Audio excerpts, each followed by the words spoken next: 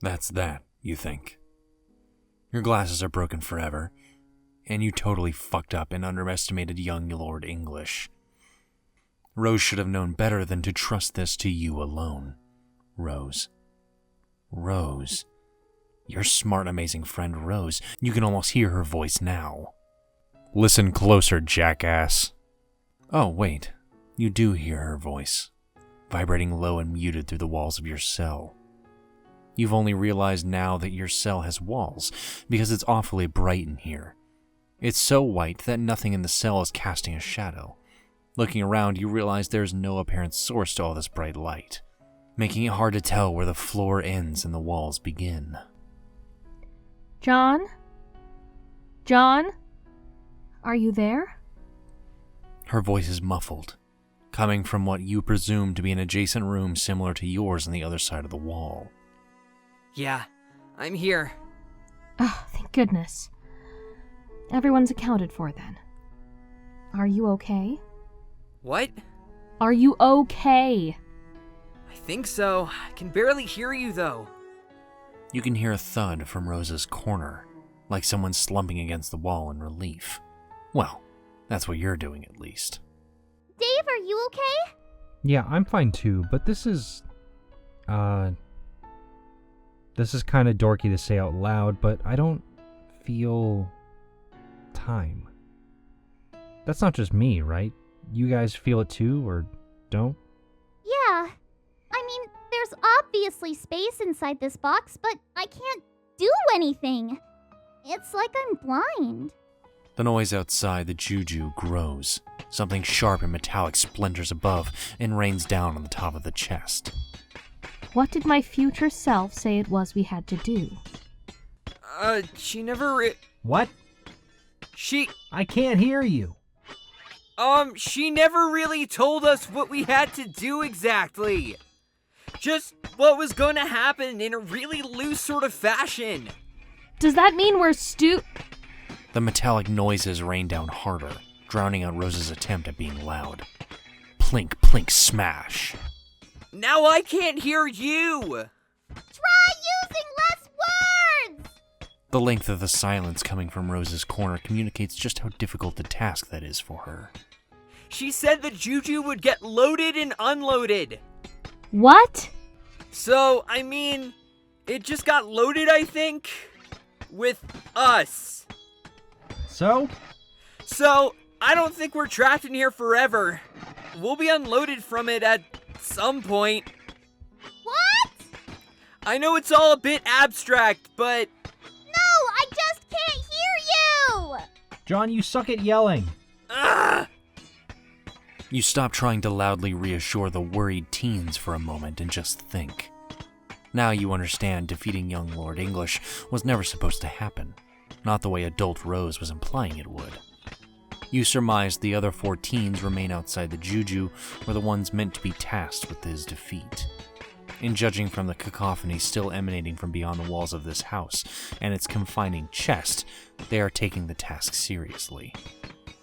And what does this mean for the 4 of you? You try to picture what's going on in the battle outside, but it's not easy. Use your imagination. In your imagination, the battle is quite vivid and exciting. The coolness of the action in your mind's eye is belied by the actual sound effects booming all around you, which you can only describe as vaguely stupid. There's a lot of hysterical screaming, which, if you're not mistaken, is coming exclusively from the male combatants.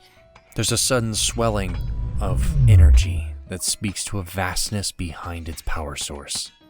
Almost as if an outrageous bubble of pure hope were enveloping the stage, is how you would describe it if you didn't mind sounding ridiculous. Then you hear, it can't be. Horses? No, not simple horses of flesh and bone. These horses are metal, if we're to believe they're horses at all. Stop using your imagination. This isn't getting you anywhere, and clearly your silly imaginative whims aren't doing the slightest bit of justice to the actual awesome things taking place out there in the heat of battle. Frankly, your theorized skirmish lost the handle on any legitimacy it might have had the moment you started thinking about horses. You figure no one will ever truly know what's happening out there. You doubt anyone would be able to handle how incredible the raw, unfiltered accounts of this teen brawl actually was, so it's probably for the best. As you slip out of your fanciful conjecture, which may or may not have included a mechanical horse ambush, you overhear Dave from one of the rooms below you, raising his voice to speak to either you or someone else. You're not sure. You place your ear to the floor again. He's speaking to Jade. They're attempting to reminisce again, to the best of their ability to do so while shouting through a wall. Once more, you ruefully reflect on these teen versions of your friends and all the questions they must have for you, for each other. What would you even say to them? Would you want to tell them about the happy outcomes, knowing they might never get the chance to experience those things for themselves? Would you tell them the sad outcomes, thus reinforcing their insecurities and suspicions that they may never truly be capable of living happy lives? You're not even sure you can handle it. If you were a teen John, you'd have too many follow-up questions, which adult John is in no way prepared to answer. Would you tell them what's up with Roxy and Calliope? Again, having no real grasp of yourself over what's up with them? Would you tell them Dave and Carcat, live in a hive together, watching TV all day, and Jade maybe kinda sorta lives there too, but nobody quite knows what's really going on with that? Would you tell them about Terezi? For some reason, her name feels like nails in your heart. Makes sense, you guess, because there's a lot of sharp letters in it. She had sharp teeth, too, and sharp elbows. Sharp words. Terezi Pyrup was a sharp girl, and maybe these sharp feelings are trying to tell you is you miss her more than you realize.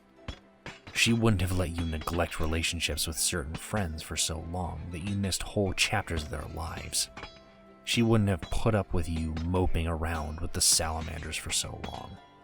She would have kicked your ass for being such a loser about everything. She would have poked you in the forehead and called you insufferably lame and told you to pick up the damn phone. You would have called her a weirdo and pretended you hated it, and maybe you would even have believed you hated it. But now, sitting here in this little white cubicle, contemplating your regrets, you don't think you'd have hated it much at all. Would you tell the teens that? You'd probably never tell anyone that, not even her. Another arbitrary thought hits your brain, completely unrelated to the subject of Terezi. Or what you would or wouldn't tell a bunch of incarcerated teens, or so you think. Am I depressed? You ask aloud, quietly enough that your friends cannot possibly hear it. All the question does is crawl back down your throat and burrow into your guts like it lives there. And it does live there, because as it turns out, you are really fucking depressed. You're just a giant, wet meat sack of self-involved misery. And all that big, wet, meaty ooze drips out of your mouth every time you open it. All the time and space in the world isn't making it better. It's something you should have been doing for yourself, instead of waiting around for things to get better. Well, screw waiting. It's boring as hell. You are John Egbert, after all. Immortal creator of worlds, the one and only man ever to completely transcend the partitions of canon itself. You've got these powers, remember?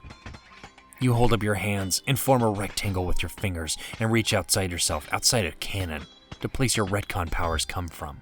You focus, you strain, you contemplate with all your might a place you can zap to, any place but here. You wait, and wait, and wait, and nothing happens. You slump back down against the wall, and your despondence eagerly greets you again. Like an old friend ready to pat you on the back and say, "Good try, man. I'll always be here for you when you fail." Thanks, dude, you think. Rose was right. What? The Juju has to unload. The what? It has to what? The only way out of here is for us to wait for someone to let us out. Sorry, guys. Oh. Also, I think I might have depression.